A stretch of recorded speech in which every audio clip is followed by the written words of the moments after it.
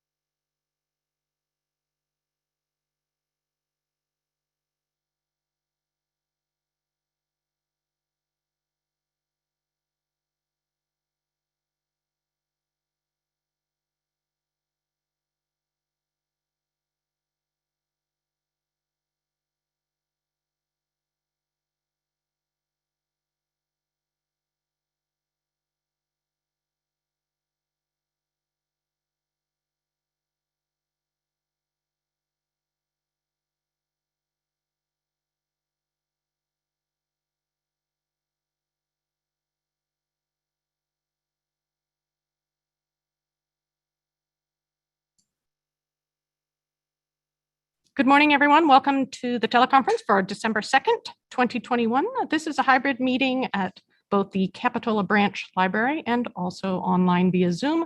The library's Facilities Financing Authority, LFFA board meeting begins just about now, and then immediately following will be the Library Joint Powers Authority, LJPA board meeting at about 9:15.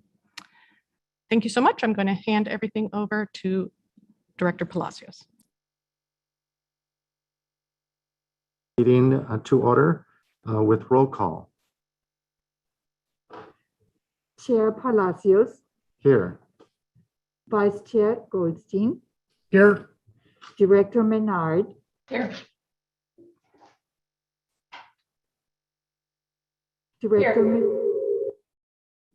Can you hear me? No? Director Menard. Here. Director Estorga.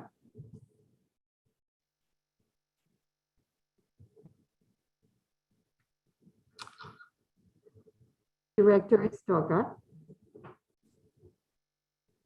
Estorga is here.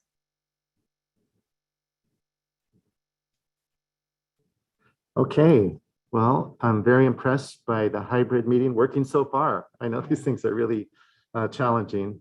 I know we've been doing it in the county for a few months and it took a while to get all the bugs out. So I'm very impressed that you've been able to get it working. Thank you so much. Are there any additional materials to the agenda for the Financing Authority? There are none. There are none. Okay.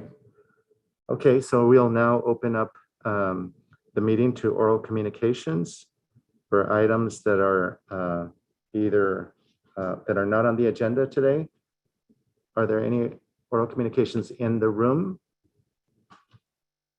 I see none in the room. Are there any online? There are none. Okay, there are no oral communications. So we'll move on to item number 5, which is the Executive Director's report. I'll turn over to Eric.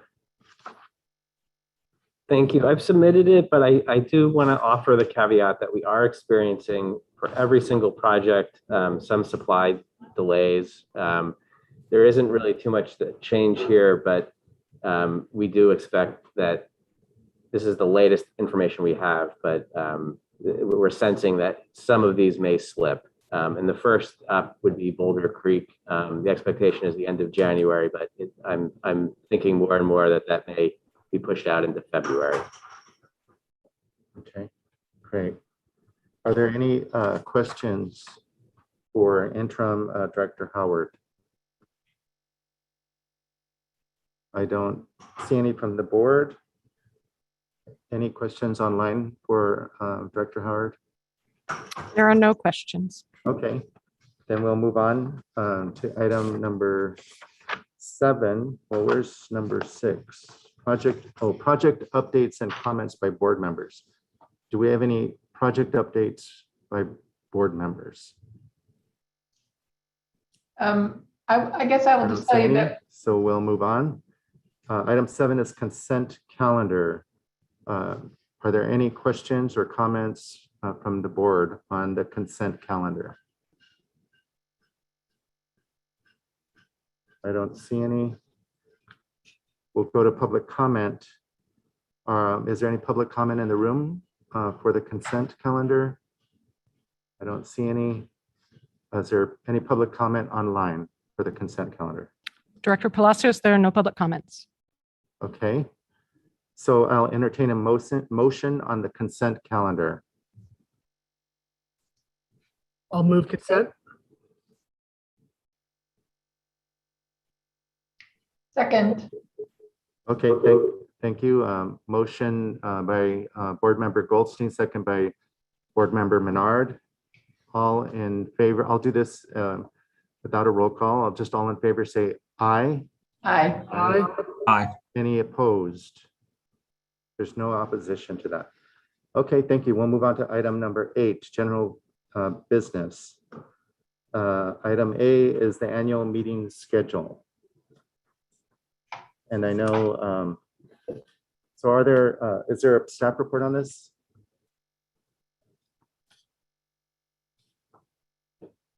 So we had some discussion, and I think that there is some further input on this regarding how and when we meet up. I'll just say that we're interested in trying to engage more of the public, and we thought one possibility for pursuing that would be adding in some consistency. We've gone back and forth, but we'd like to have a consistent time that we meet. The location, I think that there's still some discussion on. We wanted to have representation around the county and try to do that as equitably as possible. So this is what we currently have, but I know that there is some interest in discussing that further. Okay.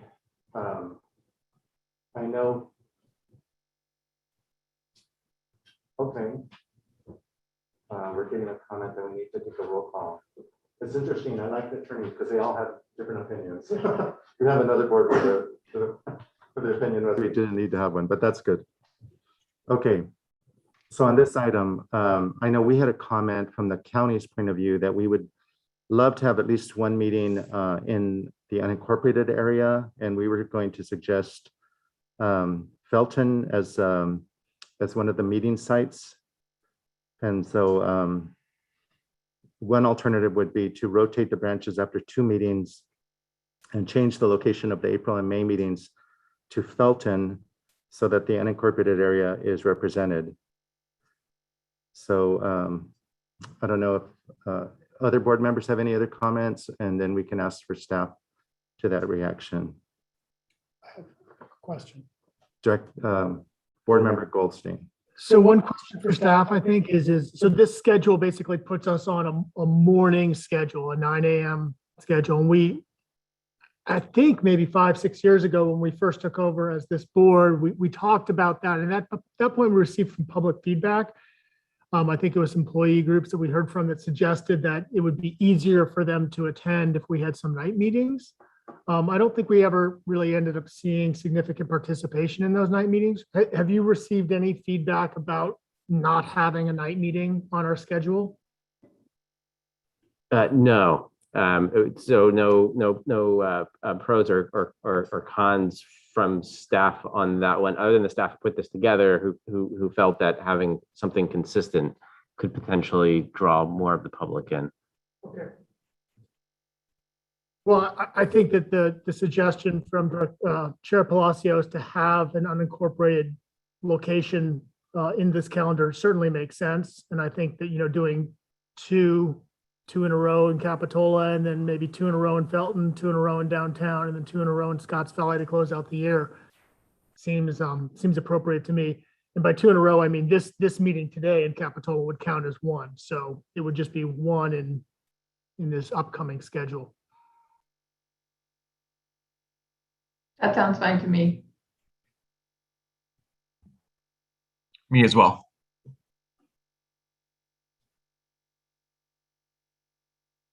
Do you need a motion on this? Carlos, you're muted. Director Palacios, we do have one comment online. It reads, as a member of the public, I would like to ask the board to hold their meetings more consistently. I often find myself confused as to where the meeting will be held because the times and locations move around so much. This matched with the board's bi-monthly schedule makes the meeting times very hard to track. I appreciate the proposed consistent start time, but please also consider making the location consistent. I don't believe any other board, for example, 911, animal shelter, council, or supervisor meetings move around with such inconsistencies and expects the public to track them. Thank you.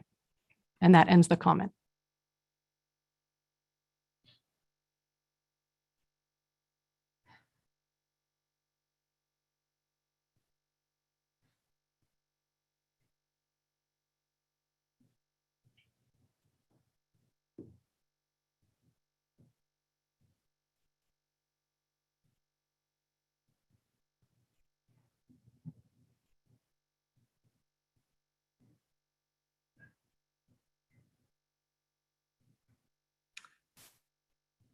Well, I appreciate that comment. I appreciate where staff is trying to go. And, maybe in the future, we do need to look at, trying, just picking a location for a year. I don't know. I'm not prepared to do that at this stage.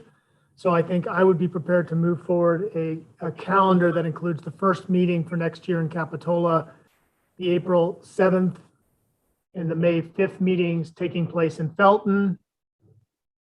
Then the June 2nd and August 4th meeting taking place at the downtown branch. And then the last two meetings of the year, October 6th and December 1st in Scotts Valley.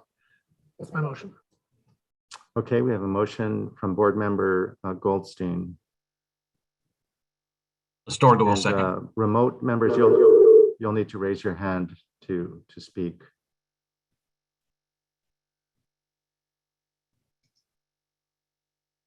Director Menard. A second on that motion. Motion and a second. Can we have a roll call vote? Director Palacios, Aye. Director Goldstein, Aye. Director Astorga, Yes. Director Menard. Aye. Approved.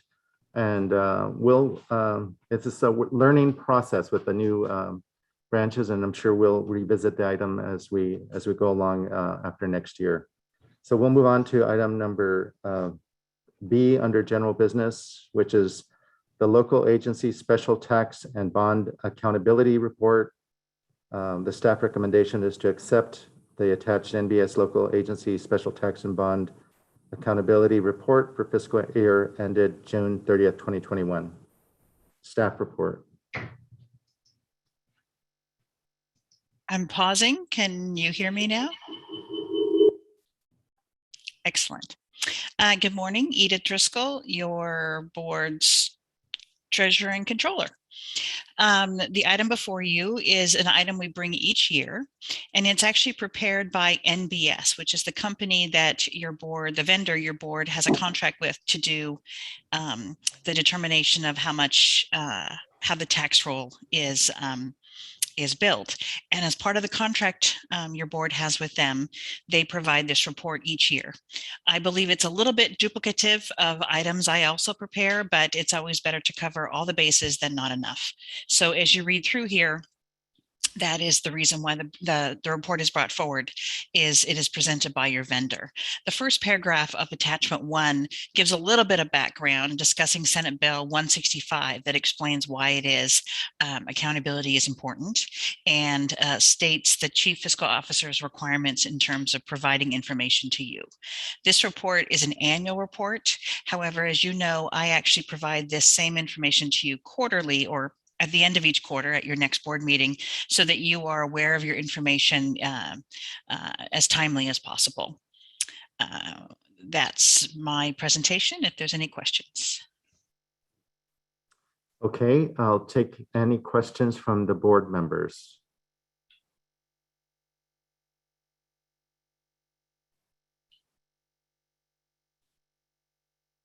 Okay, I don't see any raised hands or from the board. Okay, I'll go to move to public comment then. Is there any public comment in the room for this item? I don't see any. We'll move on to, is there any public comment online? Director Palacios, there are no public comments. Okay, I will entertain a motion on this item. I move we accept the attached MDS Local Agency Special Tax and Bond Accountability Act report for the fiscal year ended June 30th, 2021.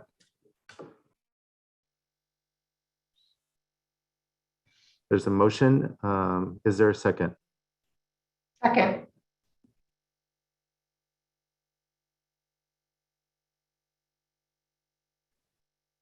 Director Menard.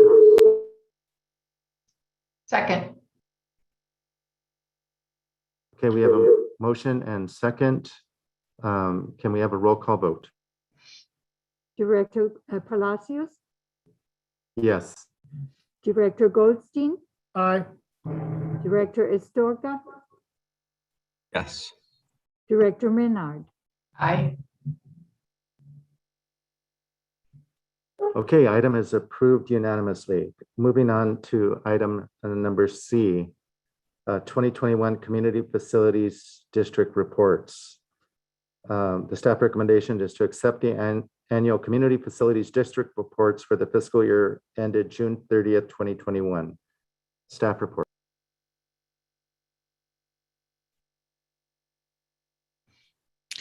Good morning, Edith Driscoll again, your treasurer controller. Can you hear me? Excellent. So the second item I am presenting today is very important, I believe, because it's all about accountability. Your joint community facilities agreement requires this report from each of your entities each year. So you've seen it before.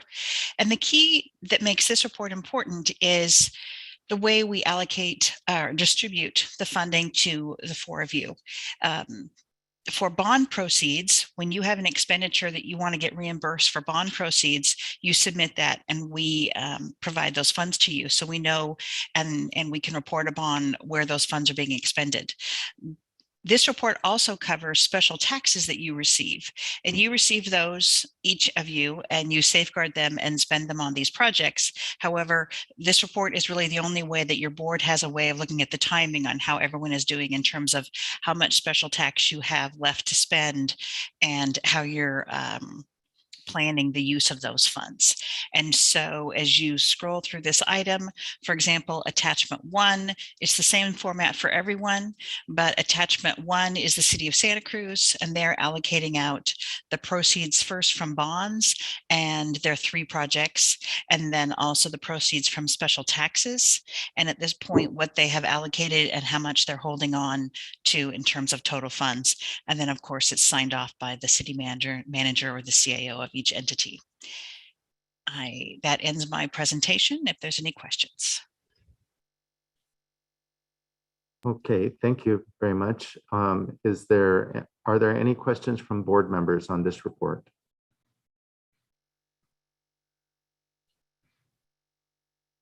Okay, seeing no questions from the board, we will move on to public comment. Is there any public comment in the room? I don't see any. Are there any public comments online? Director Palacios, there are no public comments.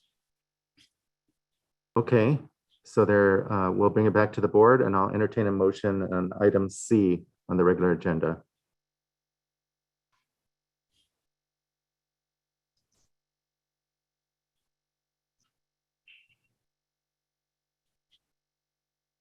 Go ahead, board member Menard. We didn't hear you. I'm sorry, I didn't say anything yet. I move the staff recommendation. Thank you. So we're still getting a hang of this hybrid stuff. I have a motion from board member Menard. I'll second. Second from board member Goldstein. Let's have a roll call vote. Director Palacios, Yes. Director Goldstein, Yes.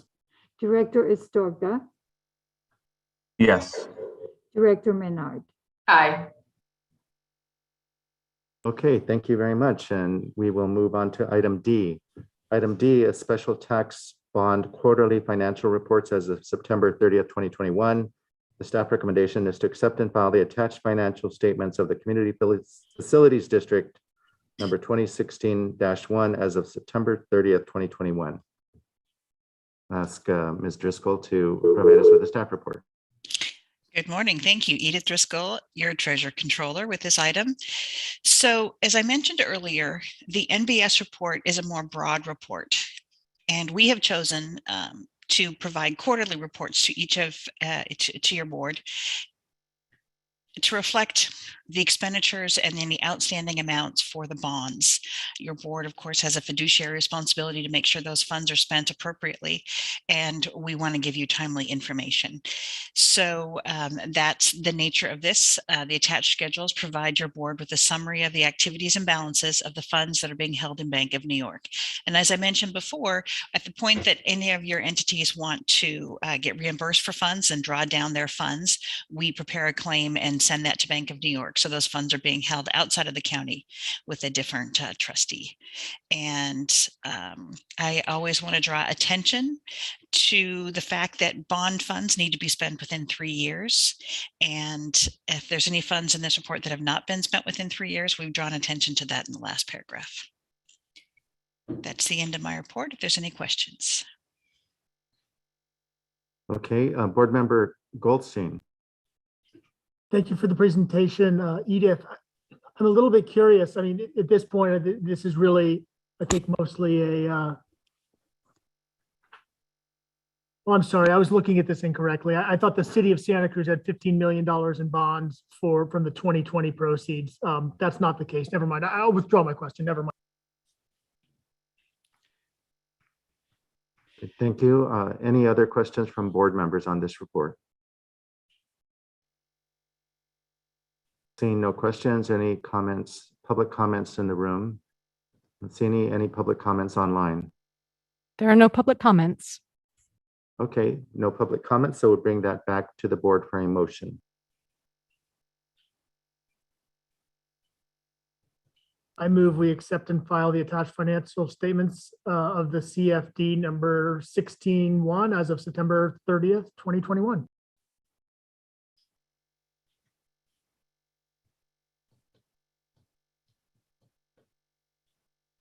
I'll second that item. I think as the chair, I can second. I just can't make a motion. With that, we will have a roll call vote. Director Palacios, Yes. Director Goldstein, Yes. Director Estorga, Yes. Director Menard. Yes. Okay, item is approved unanimously. Item number 9 is just our scheduled meetings, which is February 3rd, 2022, 9 a.m. It will be a hybrid meeting in Capitola. And that's just an item to report out. And then we will adjourn the meeting at this point. So we will now adjourn the library's facilities financing authority.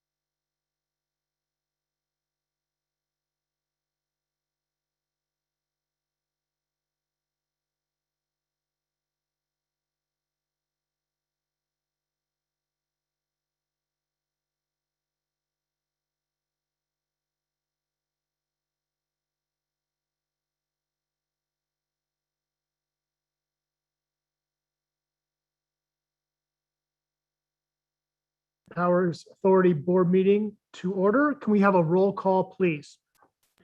Director Goldstein, Here. Director Nicole Coburn, alternate for Carlos Palacios. Here. Director Estorga, I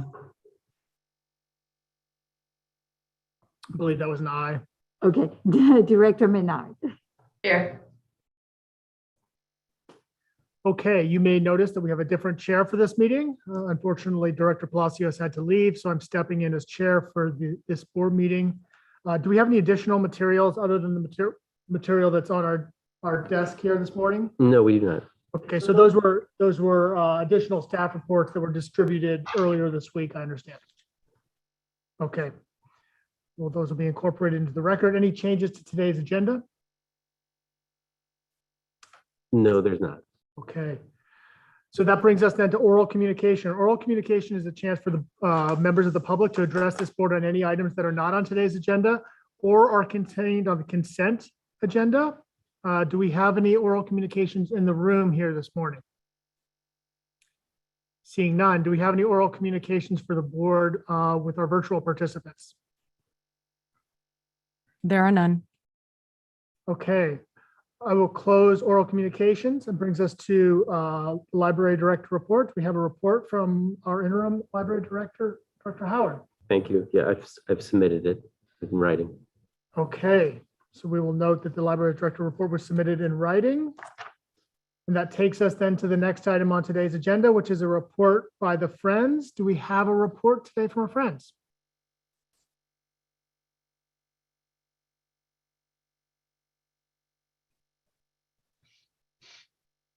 They're with us. We are calling it up virtually, I believe.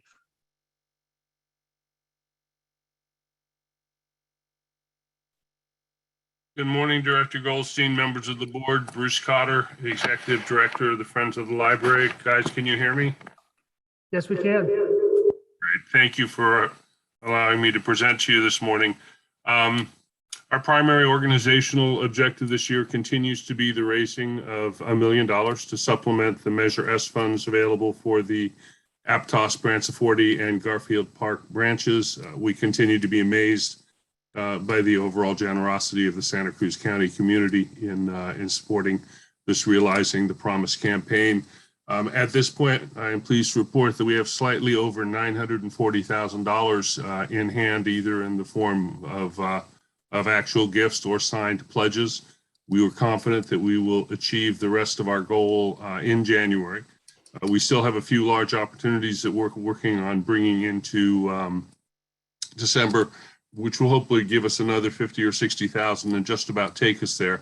However, we're also engaged with the Santa Cruz Gives campaign that you may be familiar with, that is done by Good Times.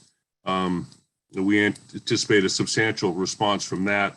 In fact, out of the 80 nonprofits involved, we are currently in 4th position on the leaderboard. This is important for a couple of reasons. One, it presents us with a little more visibility to donors who come on board and want to see who's involved in the process. Also, there are significant matching funds that are distributed based on the overall funds raised by the organization. So, as I say, we are very confident that we will make this goal in January. We have been able to accomplish just a tremendous amount this year because of the support of the county, the community, including our donors and supporters, and in particular, an amazing group of volunteers and board members throughout the county. They have worked so hard on this campaign and to benefit the libraries, and they really deserve all of our thanks.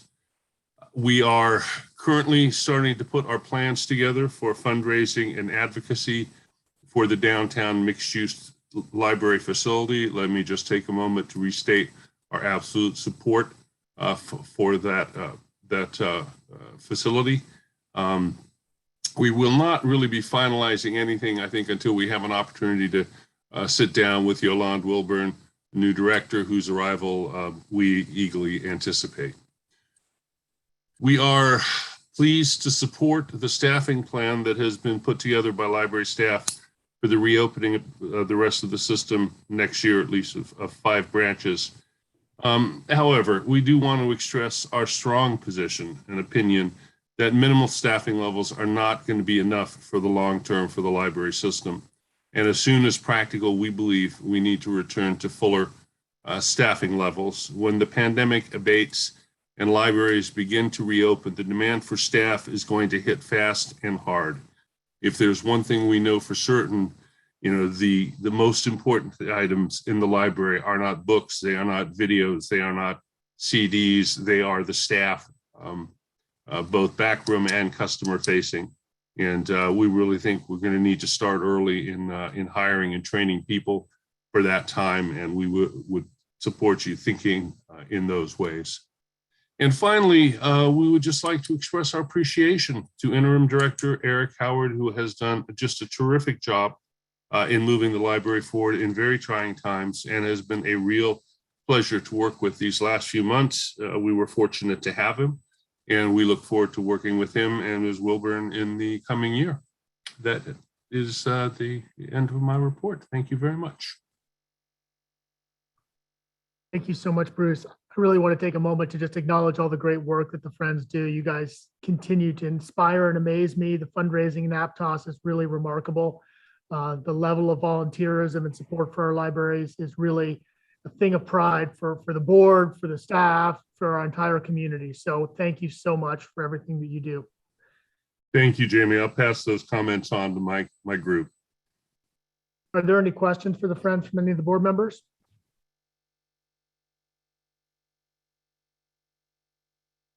Seeing none, I will take us to the next item, item 7 on our agenda, which is a report by the Library Advisory Commission.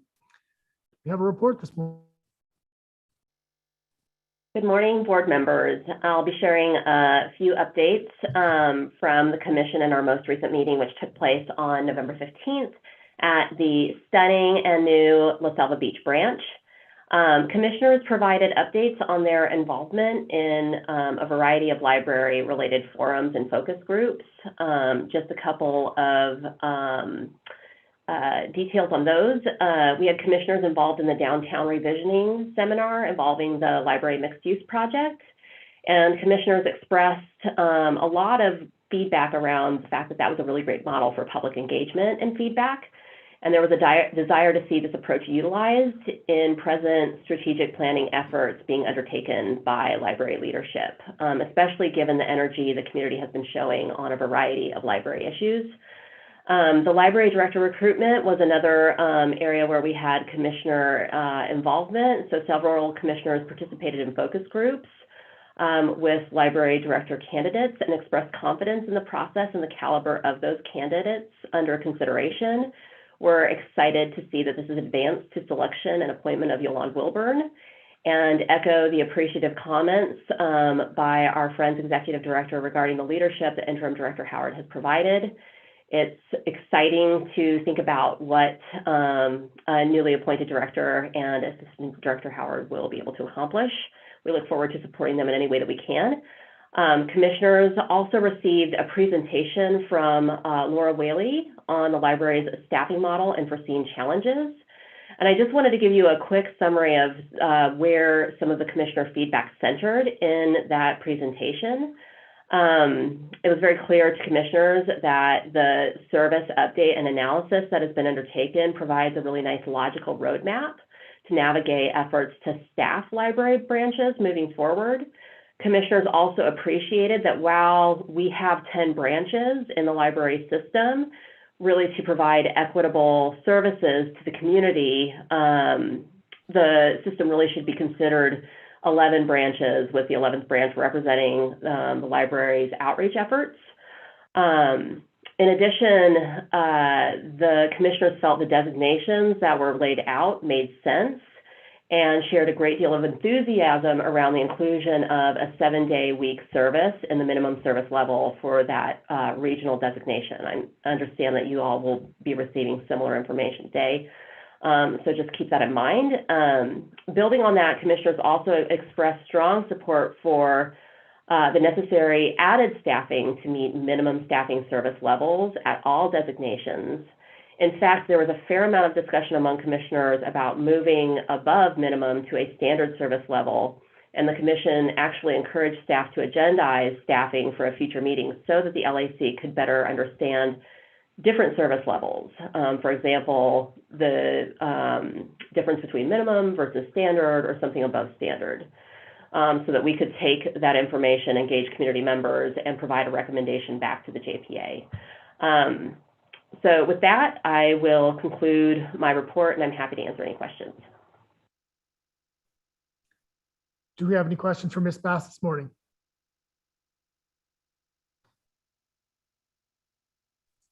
Okay, great. Lindsay, thank you so much for your presentation. We can talk more about the hours when we get to that item later on the agenda here this morning. Okay, so that takes us to item 8 on today's agenda, which is comment by board members. Do any board members have any comments for the group? Oh, Director Goldstein, our chair. I just want, this is Nicole Coburn for the county. I just want to thank Eric as well for his time as interim. It's been a pleasure to work with him, and I truly believe that him along with Yolande are going to be an excellent pair leading the library into the future. Thank you. Thank you, Director Colburn. Okay, so that takes us to correspondence by public. Do we have any correspondence by public that we need to read into the record? Seeing none, we will take it to item 10, which is the consent calendar. Do any board members want to pull any items for discussion from consent? Okay, seeing none. So you may have noticed when we took oral communications, I did mention that it was the opportunity for the members of the public to comment on consent. I do know that often we do take a moment here to allow the public to comment. And since I did things a little bit differently, I will give a second chance to make sure that nobody wants to comment on consent. Do we have anyone in the room here who wants to comment on the consent calendar? Seeing none, do we have anybody online, any of our attendees online? There are none. Okay, with that, I'll bring it back to the board. I'll look for a motion to approve consent. I'll approve the consent agenda. Director Astorga? Astorga will second. I believe that was a second from Director Astorga.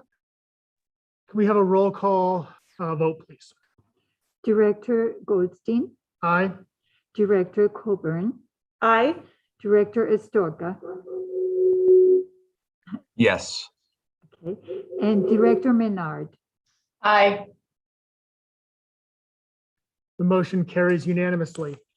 Okay, so that takes us to the next item on this morning's agenda, which is general business. And the first item on this morning is to adopt a resolution approving the library director employment agreement and authorize the board chairman to execute the agreement.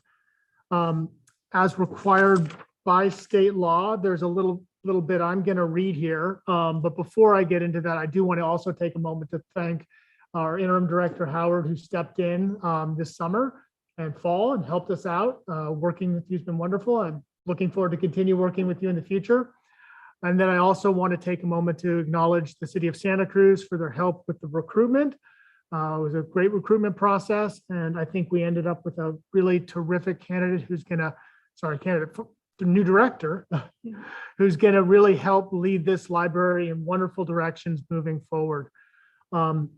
So with that, as required by state law, as the board chair, I need to list out some of the terms of the employment agreement. It includes a starting date of January 3rd, 2022. The starting salary for the position is $202,212. There's a moving expense allowance. It's a reimbursement of up to $10,000 to relocate to our community. A starting vacation bank of 80 hours, starting sick leave bank of 80 hours, a management vacation bank of approximately 80 hours, a vacation accrual rate of 120 hours per year. In addition, the new director will receive the same benefits as City of Santa Cruz executive employees.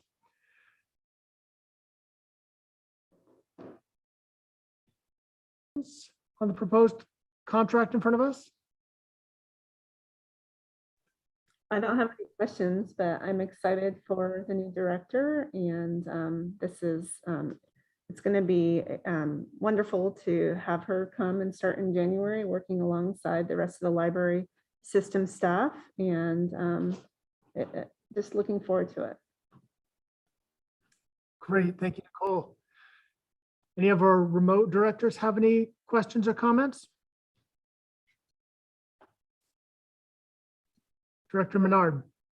I'd just like to second that and also to thank Eric for his interim leadership. And I do think that the selection process was a challenging one. We had a lot of really great candidates, and I'm very excited about the new director coming in, and also have a lot of positive, sort of vibes about what's going to happen going forward with the library. So good job, everyone.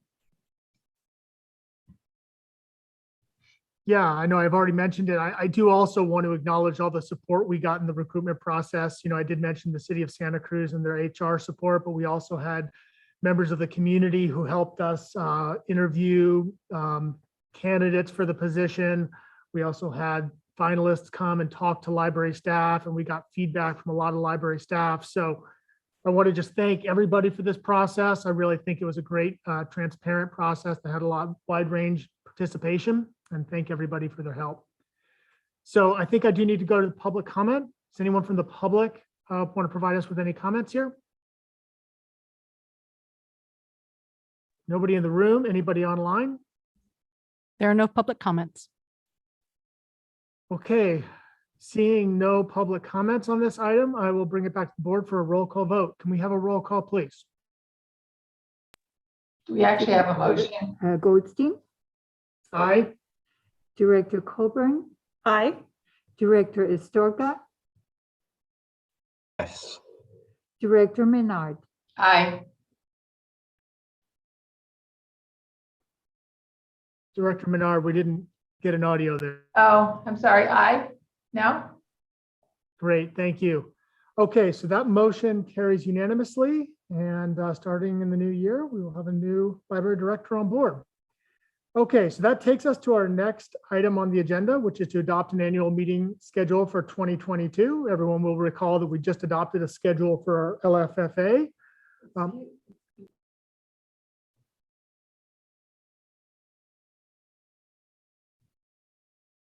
Ask for a roll call. Did you ask for a motion? Maybe? My apologies. Apparently we had a motion, we had a vote on nothing there.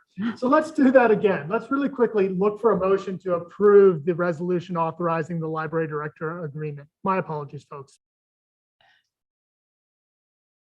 Director Menard. So moved. Move the staff recommendation. I'll second the motion. Okay, well, thank you for catching that. Heather, can I have a roll call vote on a motion this time? Director Goldstein, Aye. Director Coburn, Aye. Director Astorga, Yes. Director Menard. Aye. All right, well, that was embarrassing, but now let's try moving on to the next item, item B on the calendar today, which is to adopt our annual meeting schedule. Everyone will recall we just did this with the LFFA and slightly modified the recommendation that's in the packet. What's the board's pleasure this morning?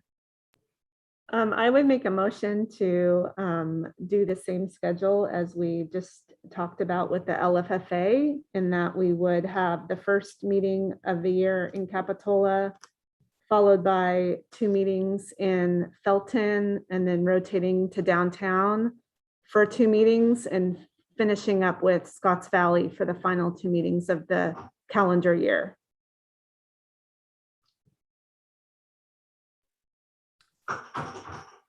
Director Menard? I'll second that. Okay, we have a motion and a second. Do we have any public comment here in the room this morning? Seeing none, any public comment with our virtual participants? There are none. Okay, so we have a motion and a second to approve the same schedule that we had for the LFFA for 2022. Can we have a roll call, please? Director Goldstein, Aye. Director Coburn, Aye. Director Astorga, Yes. Director Menard, Aye. I heard Director Menard say yes, and I saw her lips move. Okay, so that motion carries unanimously. That takes us to item C, which is the revised holiday closure policy number 108. Can we have a staff report, please? Hi, thank you. So what we're attempting to do here is ensure that we have adequate service. And one way to do that is when we know we're going to have a lot of people out on vacation, that we're asking to close the library buildings on the eves, so Christmas Eve and New Year's Eve. But I do want to point out that our online services are still available and book drops will be open. So those two really important pieces are still in play. Okay, are there any questions on the revised holiday closure policy from board members? Seeing none, I'll go to public comment. Is there any public comment today in the room for the proposed revised holiday closure policy to close on Christmas Eve and New Year's Eve this year? Seeing none, any comments online? There are none. All right, I will bring it back for any board member comments or potentially a motion.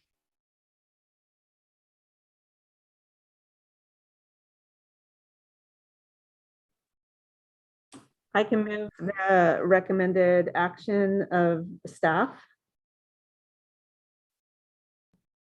Director Menard? Second. Okay, so we have a motion and a second to approve the revised holiday closure policy number 108. Can we have a roll call vote, please? Director Goldstein, Aye. Director Coburn, Aye. Director Astorga, Yes. Director Menard. Aye. Okay, that schedule passes, that policy passes unanimously, which brings us to item 11D, which is the Capitola Branch Library Lease and Sublease Agreements. Do we have a staff report this morning?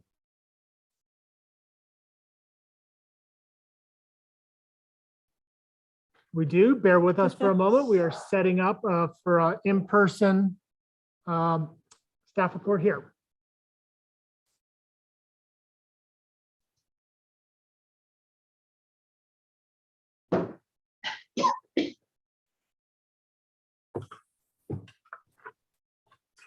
Good morning. My name is Kimberly Finley. I'm the Chief Real Property Agent with the Department of Public Works for the County of Santa Cruz.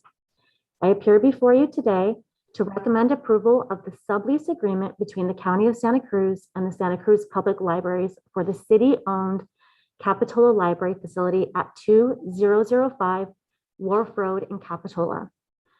The lease and sublease associated with the Capitola Library arise from the obligations set forth in a August 17th, 2004 contract referred to as the first implementation agreement to redevelopment pass-through agreement and library agreement. This agreement obligated the City of Capitola to build a library. The agreement also obligated the City of Capitola to lease the library for $1 per year for a term of 99 years or less if agreed upon to the County of Santa Cruz. This agreement further required that the county or its designee assume responsibility for the maintenance, repairs, and operation of the library and provide staffing levels and library service hours comparable to that of the Aptos branch library. In accordance with the agreement, the city has completed construction of this beautiful Capitola Library, which had its grand opening in June of this year. On October 28th, 2021, the city also obtained the authority to enter into a 99-year lease via City Ordinance number 1045. The Department of Public Works Real Property Section has drafted a lease agreement between the County of Santa Cruz and the City of Capitola in full conformance with the terms of the agreement. Namely, a lease for $1 per year for the term of 99 years, with county assuming responsibility for all maintenance, repairs, and operation of the library. The lease was approved by the city via ordinance number 1045 and is on agenda for the Board of Supervisors approval on the December 7th, 2021 meeting. Additionally, the County of Santa Cruz and the Santa Cruz Public Libraries has drafted a sublease agreement for the city-owned library. The sublease would be effective upon execution and expire on December 31st, 2025, the date when the joint powers agreement between the City of Santa Cruz, the County of Santa Cruz, and the cities of Capitola and Scotts Valley relating to library services naturally terminates. The base annual rent for the sublease is $1. Consistent with the terms of the agreement, the sublease designates the libraries to be responsible for library operations, including service hours and staffing levels comparable to the Aptos branch library. Additionally, the sublease designates the Santa Cruz Public Libraries to be responsible for all library utility charges, routine maintenance, and minor repairs up to $10,000 per occurrence with an annual maximum of $50,000 per year. County will retain responsibility for all major repairs and capital work over the established limits. Any expenses incurred by the county will be paid via a capital trust to be funded through the county library fund in an amount based on an existing facility assessment and a major maintenance budget to be presented to and approved by the Board of Supervisors. The sublease is on agenda for the Board of Supervisors approval on December 7th, 2021. The proposed lease and sublease will provide the Santa Cruz Public Libraries with occupancy of the beautiful city-owned Capitola Library and to provide library service for the benefit of the community. Therefore, I now recommend approval of the proposed sublease agreement between the County of Santa Cruz and the Santa Cruz Public Libraries. That completes my presentation, and I am available for any questions.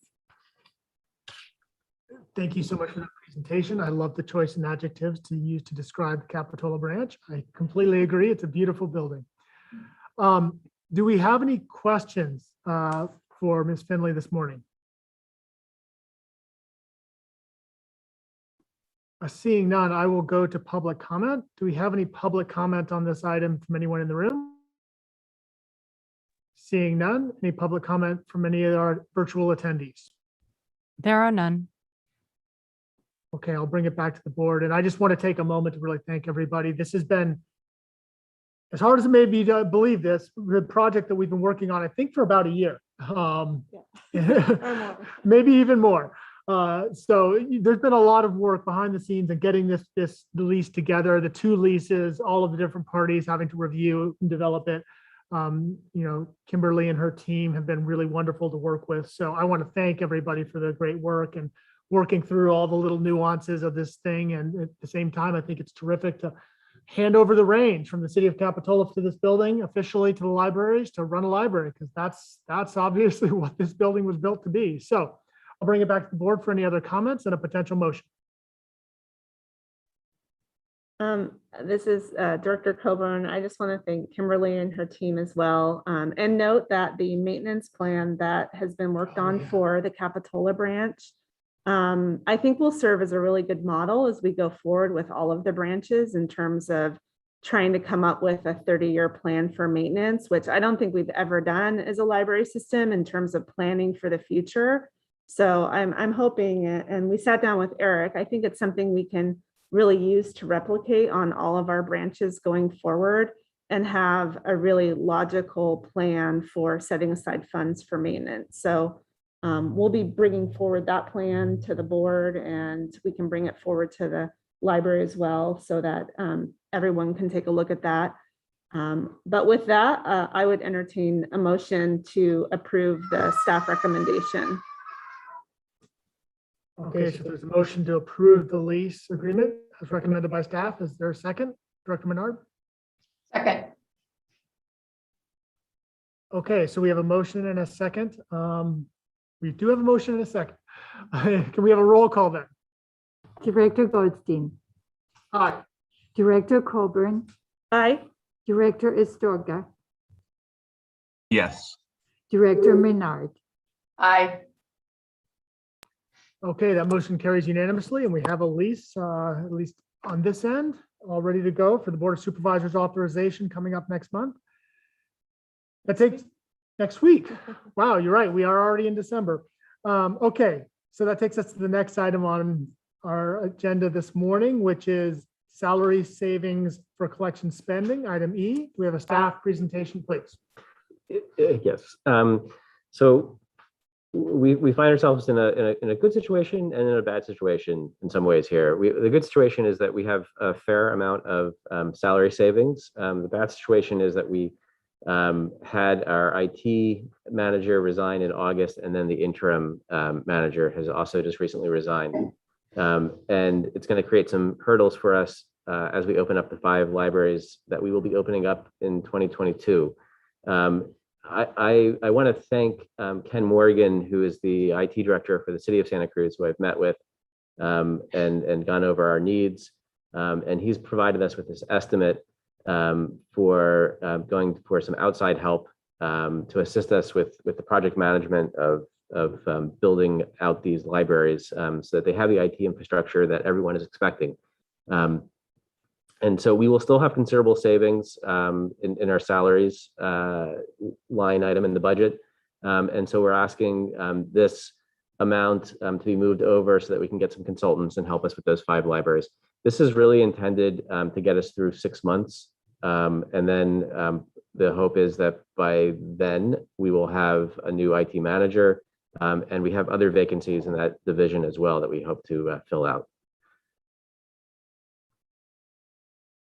Okay, thank you for that presentation. Is there any questions from board members about the proposed budget amendment? Seeing none, I'll look for any public comment here in the room. No public comment in the room. Any public comment from our virtual attendees? There are no public comments. Okay, so I'll bring it back to the board for discussion and a possible motion.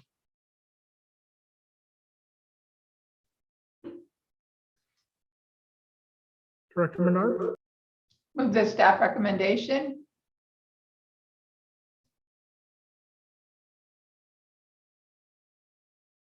I'll second. Okay, we have a motion and a second to approve the budget amendment to amend the library budget in the amount of $150,000. Can we have a roll call, please? Director Goldstein, Aye. Director Coburn, Aye. Director Astorga, Yes. Director Menard. Aye. Okay, that motion carries unanimously. That takes us to item F on today's agenda, which is a presentation by the Interim Assistant Director, Laura Wadley, on a service update. And Yeah. that presentation. And I just want to introduce Laura. She has been steadfast in her work on this. And just to provide a quick background, this was really set off, impetus behind it was the subcommittee that the board put together to review staffing. I also want to thank the Friends of the Library and the Library Advisory Commission. Lindsay provided really much, she articulated the context behind this better than I could have. And so we are really exploring a logical path, I believe, so that everyone can see what our needs are and what level of service we can provide. And I'm going to let Laura Whaley take it away. Thank you, Laura. Thank you for letting me do.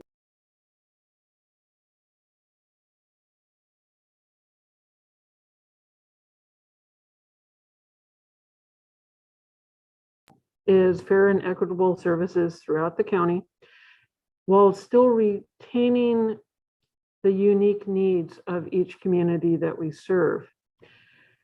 So if we could go to the next, thank you. The goal has been to provide a framework for determining staffing level requirements at each branch based on its designation, to provide open hours services and programs based on the staffing levels, and to be able to use this framework in the future to determine staffing needs as open hours services and programs either increase or decrease. So we're trying to get some built-in flexibility here.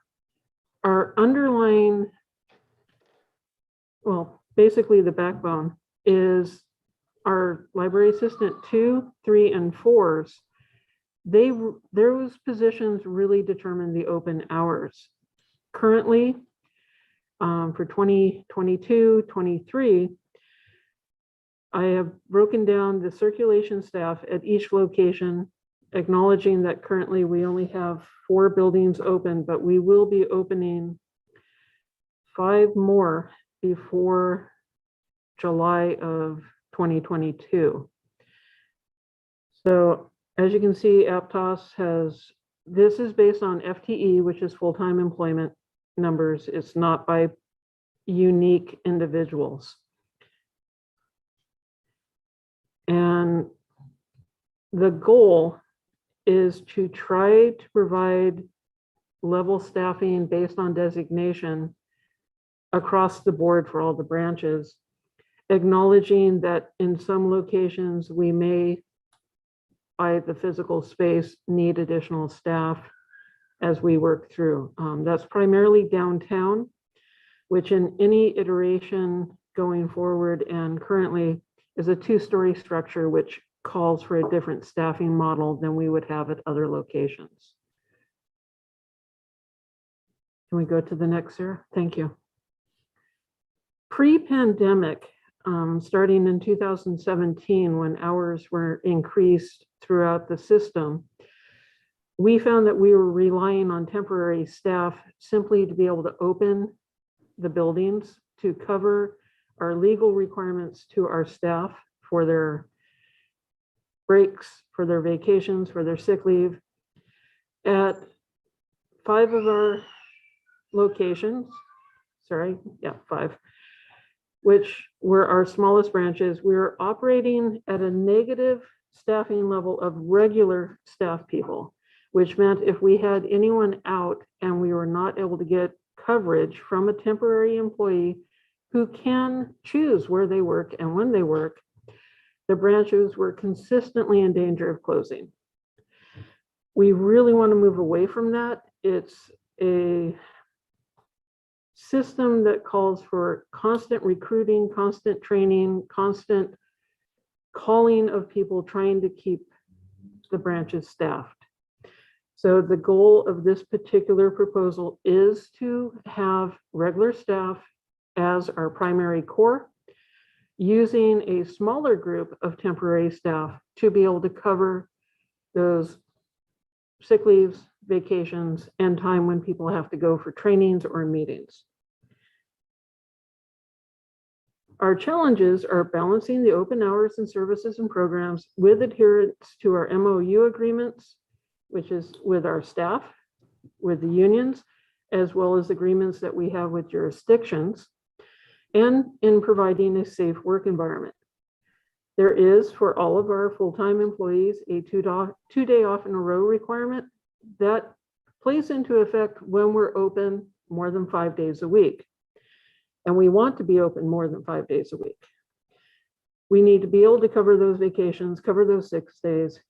Right now, the local pool of potential temporary staff is shallow. This is across the board for any business or industry in the county right now. We especially have difficulty getting those individuals with professional experience, and that would be librarians and information specialists. We've also been opening and closing branches for 3 years now. And with the pandemic, our statistics are skewed. And so it is going to take at least a full year of being open with the majority of our branches to really start getting a grasp on that. Now, our level of service definitions, we have minimum service, which is the emphasis is on open hours, the material handling at all locations with limited patron services and programs. Our goal, of course, is to get to standard level of staffing, again, with the emphasis on open hours, material handling, but increased hours, increased patron services, all ages programming, community engagement, school partnerships, and professional librarian services at most locations.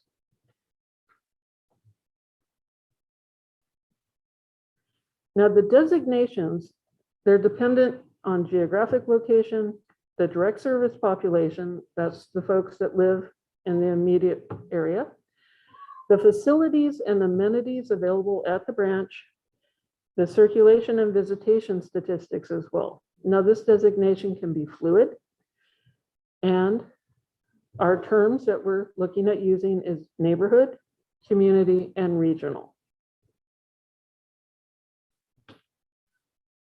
Now, the determinants include the circulation and visitation statistics. Those are somewhat of the easiest to find. The service population, we know that we have areas that you have very fluid populations using multiple libraries. We have some areas that we know the core population is only going to that particular library. There's the facilities and amenities. Does the branch have a meeting room? Does it have a good parking lot? Is it on the bus line? There's quite a few things that could determine that. The location, is it easy to get to? Is it more isolated?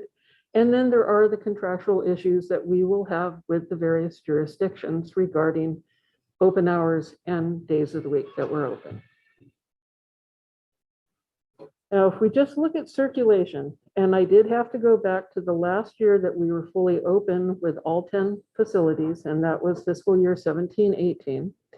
And then our first quarter of this year. So this is the first quarter of both time periods. And you can tell with Aptos, when it's open fully, it gets about 70,000 circs for the quarter. Right now it's closed, so of course it's down quite low. Boulder Creek, again, there is no numbers for today. You can see even during the pandemic, once we have the new buildings open up, Capitola's numbers are amazing, and they're higher than downtown, which is a much larger facility that is not closed at all. Felton in its new facility is really impressive, as is our digital branch, which has a lot to do with the pandemic and the buildings being not fully open.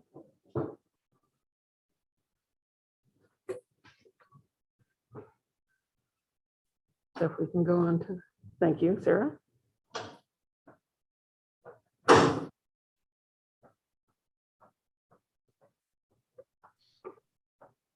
I was working on what could be our determinant for circulation and broke it down thusly with about a 5,000 item per quarter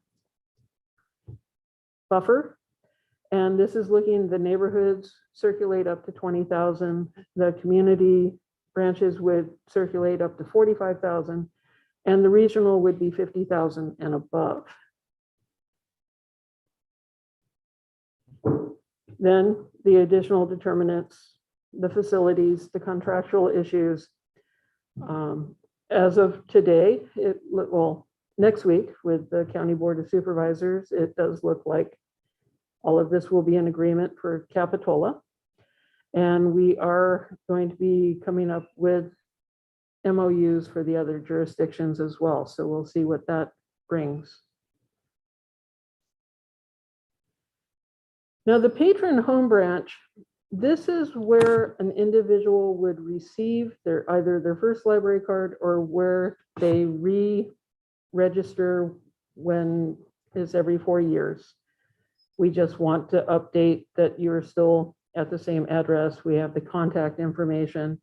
And oftentimes people do move and they have a different home branch. This is not necessarily how many people are actively using that branch, but this is how many people have actually physically gone in, gotten a library card, or have re-upped their library card.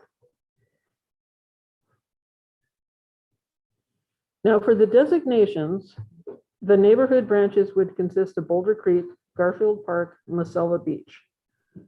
Our community branches, and this could be the most flexible of all of these branches. Branciforte, Felton, and Live Oak. Regional would be Aptos, Capitola, Downtown, and Scotts Valley. We also have our designation for what we're calling Beyond Our Walls. This is our outreach. And that includes the bookmobile, our corrections facilities, the community outreach, the professional staff provide, and then our virtual services, which is the telephone information and live answers that's available to everyone throughout the county. Now, this is the proposal based on the staffing that is currently at our neighborhood branches. They are fully staffed for this model. They would be open 34 hours per week, 5 days a week. This provides us with a regular staff person, 2 regular staff people for each hour that the branch is open to the public. It also provides adherence to our MOU requirements for staffing, for lunch breaks, and for safety. The community branches would be open 40 hours per week, 5 days a week. This is where having full-time employees needing 2 days off in a row, we can get our maximum hours per week with the 5 days a week schedule. And that again would be Branch 40, Felton, and Live Oak. Again, having the minimum number of staffing on site to provide public services. We broke down the public services by point of direct contact. That's on the service desk, materials handling, and out on the floor, helping patrons while they're in the stacks. We would need, I'm sorry, Sarah, could you go back to that one, please? Thank you. We would need 1 additional LA2 FTE equivalent to reach the minimum staffing levels for all 3 branches. It would just be the 1 LA2 FTE. And that would mean that Felton and Branch 40 would have the same staffing level that is currently assigned to Live Oak, which has been able to provide 40 hours per week for the last 3 years. The regional, I did break this down to the regional of Aptos, Capitola, and Scotts Valley, and then there's a separate page for downtown because of the physical differences in the buildings.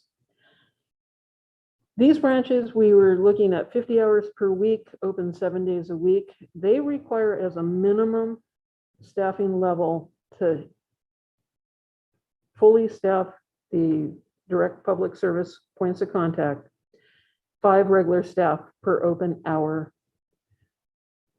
for the majority of the time, because we do know occasionally we will need temps to when people are out. This, again, we're adhering to all the MOUs. To achieve what we need here in fiscal year 22-23, the equivalent of 1 FTE LA2, we would unfreeze 2 already budgeted and allocated 20-hour LA2 positions at the Capitola branch. No, I'm sorry, I take that back, Jamie. I almost messed up what you and I had talked about. We would not need to do that until Aptos opens with the frozen Capitola staff. We would need, that's where we have in fiscal year 23-24, that 0.5 FTE LA2 would be a new 0.5, 1 FTE of a librarian 1/2, and then we would also unfreeze the allocated already budgeted FTEs for Capitola. And this would give us 7 days a week throughout the county of service, which ideally we would want to be reaching. With downtown, because it is a 2-story facility and for safety, it does have a higher number of required staff on site. It also still provides the majority of county-wide reference services, which is something I'm hoping to address by looking at what we could go in a standard schedule. So I think, could we go to the downtown page, Sarah? Thank you.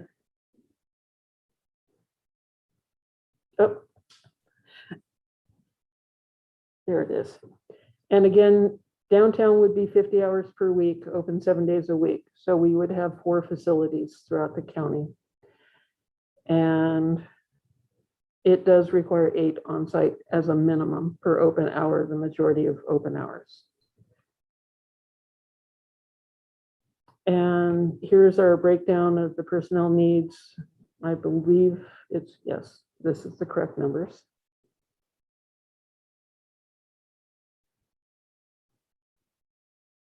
And I am open to questions. All right, are there any? Gotta mute myself. Are there any questions for Interim Assistant Director Watley this morning? This is Director Coburn. I appreciate all the work we've done so far on the subcommittee, trying to talk about the minimum hours and potentially establishing standard or other hours for the library system.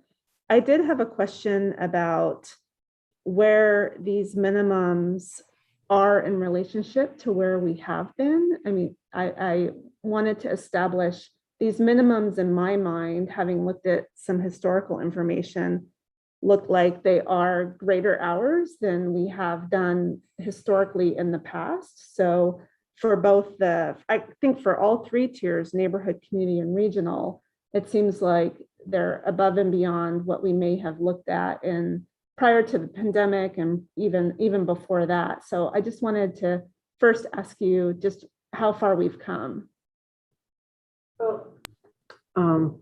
I've been with the system for 24 years, and we had much higher staffing numbers the first 10 years that I worked for the system, even from what this proposal is recommending. We lost in 2009, 2010, when we had to reorganize. You know, the Great Recession hit everyone hard. We are still not up to the staffing levels that we had at that point. And we had similar hours to what I'm proposing at that time. The difference now with this proposal, looking at it, is prior to today, downtown was the only branch that was open 7 days a week. And currently Capitola is open 7 days a week as well. That puts an added need of staffing to reach those minimum points that we didn't have prior. So we're still not, with this proposal, at the point that we were at in 2009 before we let staff go. We're still under those numbers, but we are looking at higher open hours because we're looking at those 4 being open 7 days a week. Okay. I think that's what I was trying to get at, just in terms of those 4 that would be open more. I guess it's a substantial difference of staffing. In 2017, when Capitola was open, it was 2.5 FTE and of circulation staff, and then 1 librarian, and they could barely cover because it's so busy, and they were only open 5 days a week at that point. So it is quite different. I think I still have an interest in, I'm hoping this subcommittee can continue to meet. I know I brought that up with Interim Director Howard. I was hoping we could reconvene maybe in January based on the feedback you got from the Library Advisory Commission. I am curious, you know, once Yolande gets here as well, what if we could explore kind of things that other systems are doing in terms of different models with regards to hours and staffing, to see if there's anything creative that's occurring that we haven't thought of. I know you've been working on this really diligently, and you've come up with some great ideas, but I am interested in trying to see what's happening, particularly as it relates to trying to achieve equity in library systems and provide more even hours and maybe consistent opening and closing times. So if we could explore some of those issues as we move forward, I would find that very helpful. Yes. Okay. Anyone else have any questions on this presentation? I have a few comments, but I'll save them till after the public comment. Director Menard? I just had a curiosity question having to do with your ability to hire people. I mean, if you had additional people, are you able to find appropriately trained and qualified people for these roles on a full-time roles?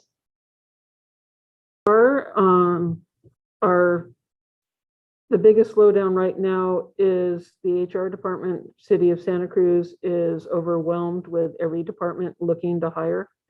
And so it's taking us longer, but we are having qualified applicants coming through. So I truly do believe that we're going to be able to fill these roles with qualified individuals. Thank you. Okay, any other questions? All right, are there any public comments here in the room this morning? Seeing none, it looks like I see one hand raised among our virtual participants.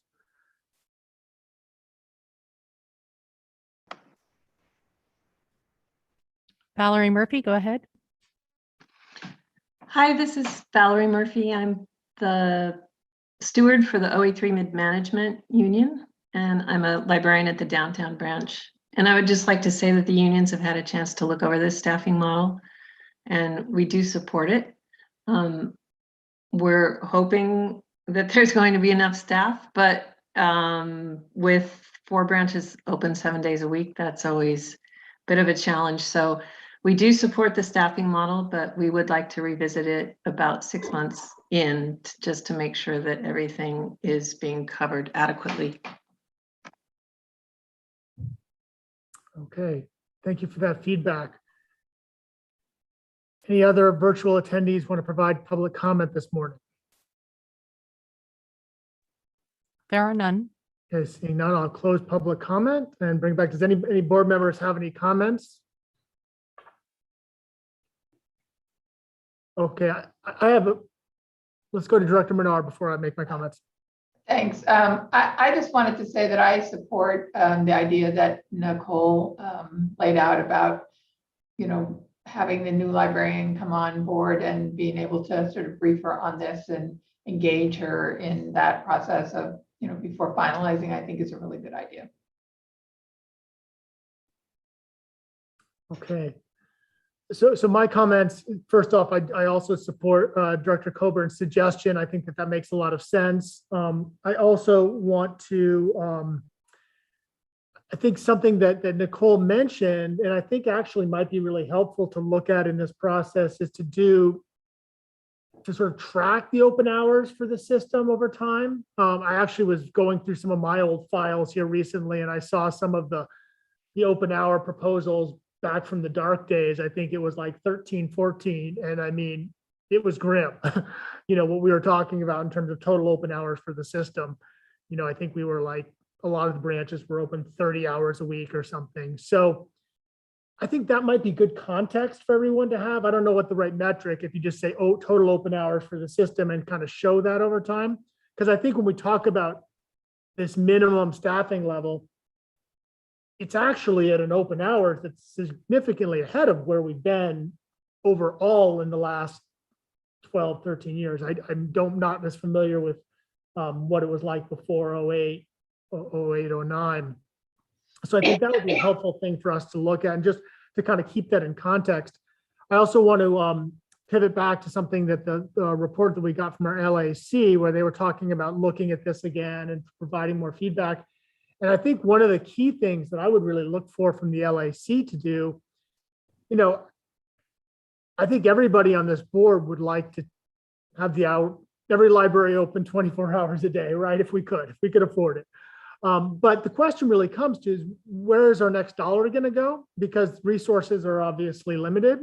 And so built into this, and I think built into what the Library Advisory Commission really kind of in their sort of wheelhouse and what they could really help us with is a little bit of like, okay, is the priority to get to an enhanced like more open hours, or is the priority to spend more on collections, or is the priority to do more outside our walls? That I think is a great place for the LAC to really kind of hone in a little bit. Just telling us, hey, we'd like to go and provide more service. Well, great. I mean, we all would like to provide more service, but if they can help hone in on like, where is the priority, that's really, really helpful and useful. And then also, I just want to really commend staff. I know that this has been something we've talked about for a while, and really looking at this, getting in and looking at, okay, where are the staff? What would be the best model? How many more people do we need? And I look forward to looking at, as we look at the budget, to, I think it's one more position we would need next fiscal year to get to that minimum level. And hopefully, I hope for one that the budget can support that for sure. So those are my comments. Does anybody else have any comments before we close this item out?